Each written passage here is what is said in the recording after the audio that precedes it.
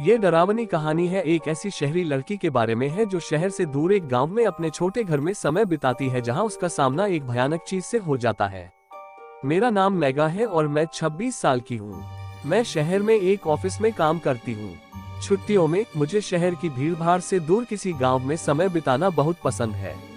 एक छोटे से गाँव में मेरा घर एक छोटी झोपड़ी है जो कि जंगल के बिल्कुल किनारे पर बसा हुआ है, पर एक हादसे के बाद मैंने उस गाँव में जाना छोड़ दिया। ये डरावनी कहानी है एक ऐसी शहरी लड़की के बारे में है जो शहर से दूर एक गांव में अपने छोटे घर में समय बिताती है जहां उसका सामना एक भयानक चीज से हो जाता है। मेरा नाम मेगा है और मैं 26 साल की हूँ। मैं शहर में एक ऑफिस में काम करती हूँ। छुट्टियों में मुझे शहर की भीड़भाड़ से दूर किसी गाँव में समय बिताना बहुत पसंद है। एक छोटे से गाँव में मेरा घर एक छोटी झोपड़ी है जो कि जंगल के बिल्कुल किनारे पर बसा हुआ है, पर एक हादसे के बाद मैंने उस गाँव में जाना छोड़ दिया। मैं काम से बहुत थक गई थी। मुझे आराम की सख्त जरूरत थी, इसलिए मैंने शहर से बाहर जाने की सोची। मैं अपने घर गई, अपना सामान पैक किया और अपनी कार से गांव की तरफ निकल गई। जब मैं गांव पहुंची तब शाम हो चुकी थी और मैं लॉन्ग ड्राइव की वजह से काफी थक गई थी। मैं सीधे बिस्तर पर गई और सो गई। आधी रात को मेरे कार के अलार्म के बजने के कारण मेरी नींद खुली। मैंने खिड़की से बाहर की ओर देखा, पर वहां कोई भी नहीं दिख रहा था। मैंने अपनी कार की चाबी ढूंढी और अलार्म को बंद किया। जब वह तेज अलार्म बंद हुआ तो मैं फिर से बेड पर लेट गई और सोने की कोशिश करने लगी। थोड़ी देर बाद फिर से अलार्म बजने लगा। मैंने सोते हुए अलार्म को बंद कर दिया। सब कुछ एकदम शांत था। चारों तरफ खामोशी थी। कुछ 5 मिनट बाद अलार्म तीसरी बार बजा। 1 या 2 बार तो फिर भी चलता है, पर बार बार अब मैं जानना चाहती थी कि क्या हो रहा है। ऐसा तो नहीं कि कोई मेरे साथ मजाक कर रहा हो, पर इस समय इतनी रात को मैं पर्दे के पास खड़ी होकर देखने लगी। थोड़े समय बाद मैंने चांद की रोशनी में किसी को झाड़ियों से मेरी कार की ओर आते हुए देखा। वह जो कोई भी था वह काफी लंबा, पतला और काले रंग का था।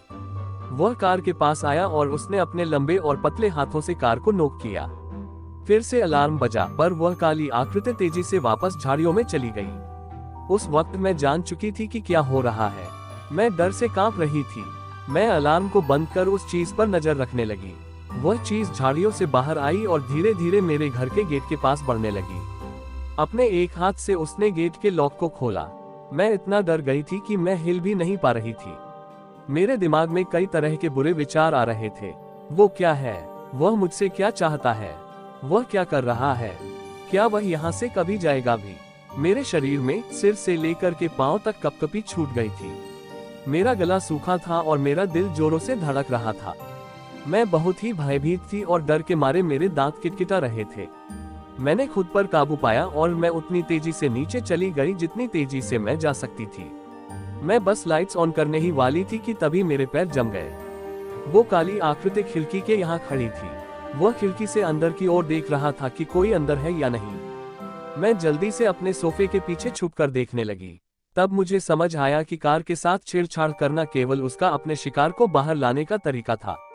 मैं उसके डरावने चेहरे से अपनी आंखों को हटा नहीं पा रही थी। उसकी चमड़ी राख की तरह थी, जिस पर सिलवटें पड़ी हुई थी। उसकी आंखें छोटी और पूरी तरह से काली थी। उसकी नाक की जगह पर 2 बड़े बड़े गड्ढे थे। उसके चेहरे पर होठों की जगह बड़े बड़े पैने दांतों की 2 लाइनें थी। उसकी सांस बहुत भारी और डरावनी थी, जो कि खिड़की पर भाप की तरह साफ नजर आ रही थी। मैं जानती थी कि वह जाने वाला नहीं है। खिड़की के पास थोड़ी देर तक खड़े रहने के बाद मुझे उसकी फ्रंट डोर को खोलने की आवाज आई। मैंने देखा कि वह दरवाजे के हैंडल को खोलने की कोशिश कर रहा था और उसके बाद उस जानवर ने एक तेज आवाज निकाली। वह आवाज किसी इंसान की तो नहीं हो सकती थी।